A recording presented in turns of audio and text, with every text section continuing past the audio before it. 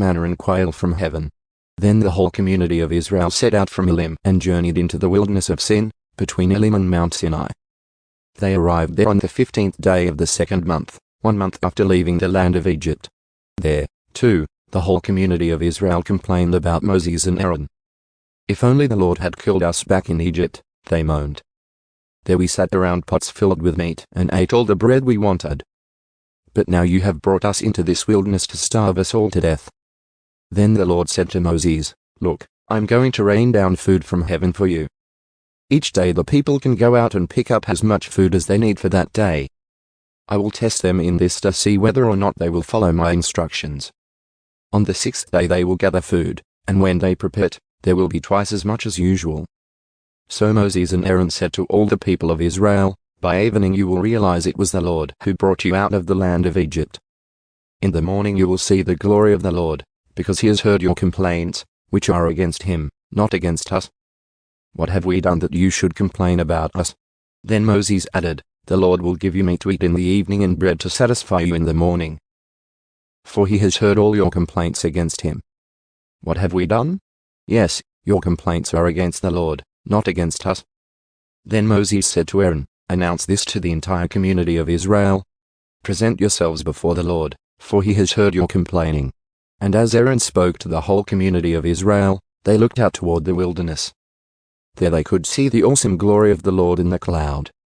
Then the Lord said to Moses, "I have heard the Israelites' complaints. Now tell them, in the evening you will have meat to eat, and in the morning you will have all the bread you want. Then you will know that I am the Lord your God." That evening vast numbers of quail flew in and covered the camp. And the next morning the area around the camp was wet with dew. When the dew evaporated, a flaky substance as fine as frost blanketed the ground. The Israelites were puzzled when they saw it. "What is it?" they asked each other. They had no idea what it was. And Moses told them, "It is the food the Lord has given you to eat. These are the Lord's instructions. Each household should gather as much as it needs. Pick up 2 quarts for each person in your tent." So the people of Israel did as they were told. Some gathered a lot, some only a little. But when they measured it out, everyone had just enough. Those who gathered a lot had nothing left over, and those who gathered only a little had enough. Each family had just what it needed. Then Moses told them, "Do not keep any of it until morning." But some of them didn't listen and kept some of it until morning.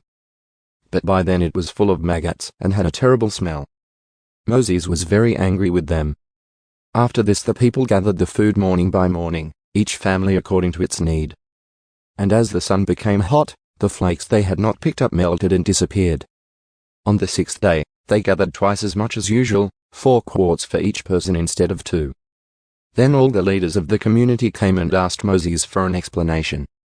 He told them, "This is what the Lord commanded. Tomorrow will be a day of complete rest, a holy Sabbath day set apart for the Lord. So bake or boil as much as you want today, and set aside what is left for tomorrow." So they put some aside until morning, just as Moses had commanded. And in the morning the leftover food was wholesome and good, without maggots or odor. Moses said, "Eat this food today, for today is a Sabbath day dedicated to the Lord. There will be no food on the ground today. You may gather the food for 6 days, but the 7th day is the Sabbath. There will be no food on the ground that day."